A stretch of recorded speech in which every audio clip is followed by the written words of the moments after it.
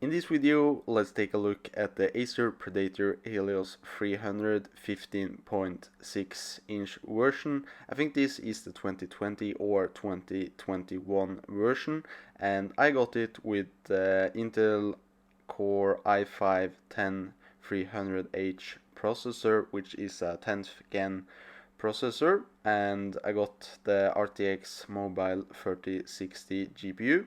It got 16 GB of RAM. The clock speed of that is 2933 MHz, and then it also got a 512 GB NVMe M2 SSD in it. So I got the 10th gen Intel processor, and I'm not sure if this is discontinued, this i5 for this Helios 300, but it also seems now that you can get it with the Intel i7-10750H. Compared to my i5, I think there's like a 5 to 10% difference when it comes to CPU performance, so not really a huge difference there. So I think that we will see almost the same performance in this video, like if I were to had bought that one instead, but that one is not available in my market. So starting with the overall quality and design, I really like this laptop. It's not really too big and bulky as some gaming laptops, but it still seems that we got good cooling performance. It's a lot of aluminum covers. The back cover and the cover around the keyboard is out of aluminum, so we got a really nice feel to it.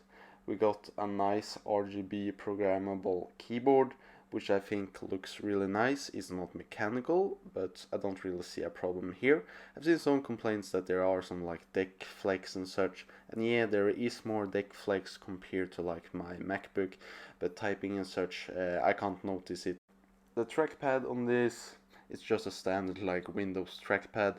It can't really compete with my Mac Taptic feedback trackpad, so I wouldn't really like to daily drive a trackpad like this, but it's still a gaming laptop for me, so I don't really see a problem with this. We got some heat escapes on the sides and on the back where all of the hot air shoots out, and if you take a look on the underside, we see the two fans, one for the GPU and one for the CPU, and the undercover here is made out of plastic, but it's really easy to take off this cover, and we got fairly good rubber pads under here so the PC don't slide around. And doing thermal testing and such, I don't really see too big of a difference if I were to put like this laptop on a cooling block. So I think they really nailed the design. As long as you put your PC down on a flat table, you won't really see an issue with it comes to thermals, and it's like getting choked because it's drawing air from the underside. It's not really too thick, and we get the basic ports. We have a USB-C, 3 USB-A, 1 HDMI, 1 mini display port, I guess, and also a Ethernet port that is lockable.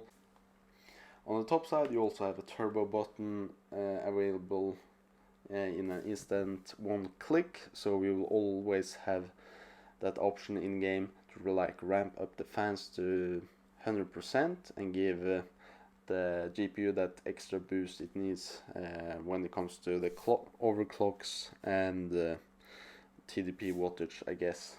Taking a look at the screen, I think this is a little bit of a regional thing as well, but my one was delivered with a 144 Hz IPS display with not updating frequency, but 3 milliseconds input lag. I can't really like test the input lag and such, but I don't really see any issue playing with this. I don't see any problems with ghosting out of the ordinary compared to other IPS displays. So I don't really see any issues with ghosting or blurriness on the screen.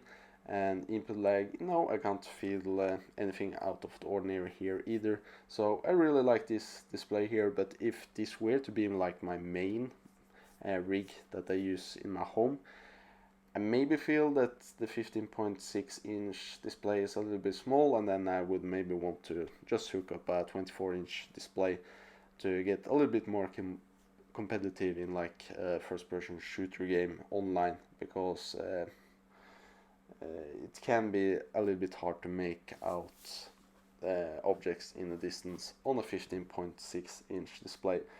But it's still a good enjoyment playing with this, and I can still play competitively. The brightness is 250 nits, which isn't a lot, but it's fairly normal for these kind of gaming laptops, and this is feeling like budget gaming laptop, so I wouldn't really expect too much, but I would still wish that it was a bit more like 400 nits or so. Would maybe make the experience a little bit better in a bright room and such. The only thing I have an issue with this display is that we got a little bit of a bleed through and such.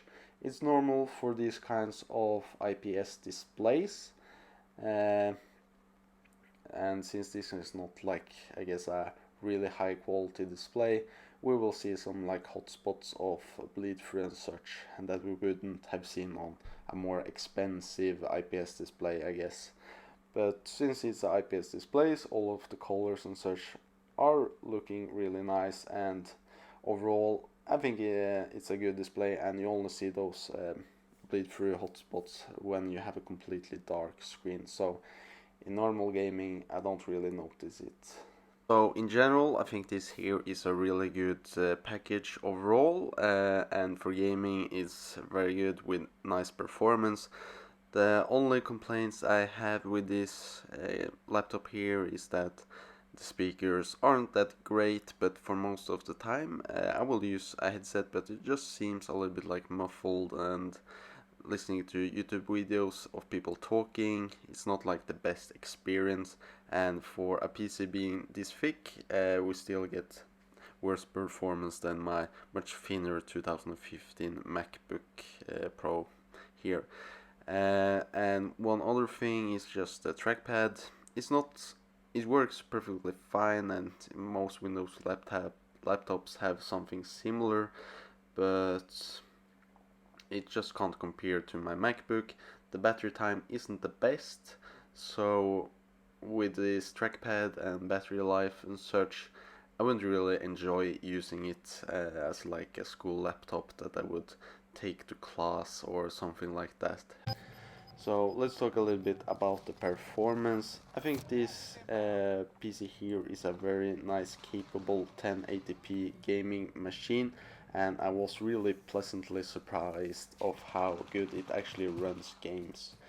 I think this combination of either the i5-10300 or the i7-11700H is a good combination with this 3060. Just makes for an overall good package for 1080p gaming. In the latest titles and a CPU heavy game like Warzone, we don't really see the highest frame rates because of like CPU performance, and it's not like we have too much headroom either with this 3060, but we get a really nice and smooth experience playing on high to ultra settings on 1080p. And I don't really see any thermal throttling and such either. I think it's a really nice package when it comes to the overall like specifications and the overall cooling of this computer. You can also get this Acer Helios 300 15.6 inch with a 3070, but that got like a lower TDP wattage compared to the 3060, so I'm not really sure how much of a performance increase you would get, even though it doesn't really cost that much more. But the 3060 is performing really nicely, and we get a really nice, good experience in the latest titles at high settings and such. So take a look at another game, even though it's like the same franchise. Here in Black Ops, with ray tracing set to medium, we see that the performance isn't the best, and we are hovering around 60 FPS, which is marginal in my opinion for a good gaming experience. and don't really judge my gaming here too much.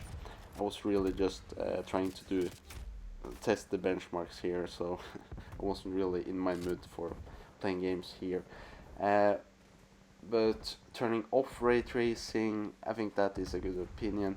For me personally, I can't really tell the difference when it comes to the lighting in the game, so on these kinds of graphics cards I always like turn off the ray tracing, because I can't see the difference, but I can feel the FPS increase that we can see here. We like get at least 30 frames more in average.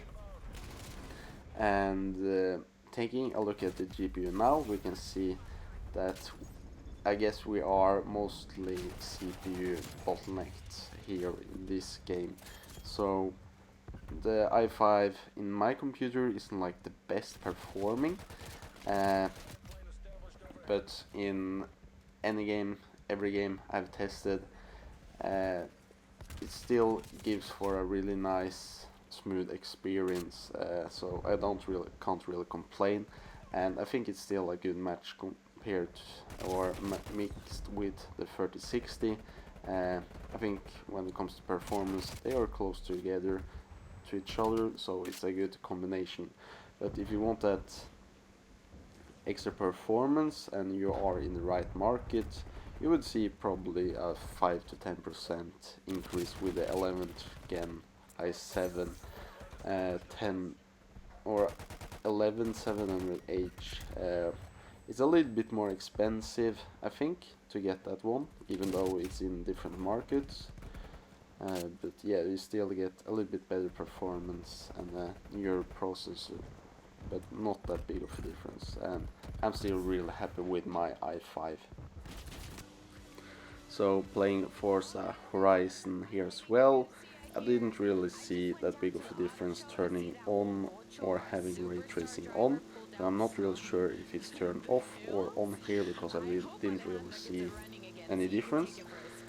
And in Forza Horizon, I'm not sure, but I guess it must be the game. I get a much smoother experience, capping the frame rate to half of like the display refresh rate. And overall I get a little bit like hiccups. We can see like down to 23 FPS at random intervals, so it maybe feels a little bit like stuttery, but I can't really see how this would be a problem with the computer, because any other game that I've tested, I don't really see this kind of issue. So I guess this must be something with Forza Horizon, because on average the FPS are fairly high. We can see 71, so but we still get those stutters. But overall I think this here is a really good computer, and it's good in many ways, but it's not like the best productive computer if you want to take something to class for media or something, using it in battery life. But for gaming, you can't really go wrong with this computer here, in my opinion, and I've really enjoyed using this. So yeah, thank you for watching this video. It dragged out fairly long, but if you wanted to buy this computer and actually watch my video, maybe you could got some more information to decide for your purchase.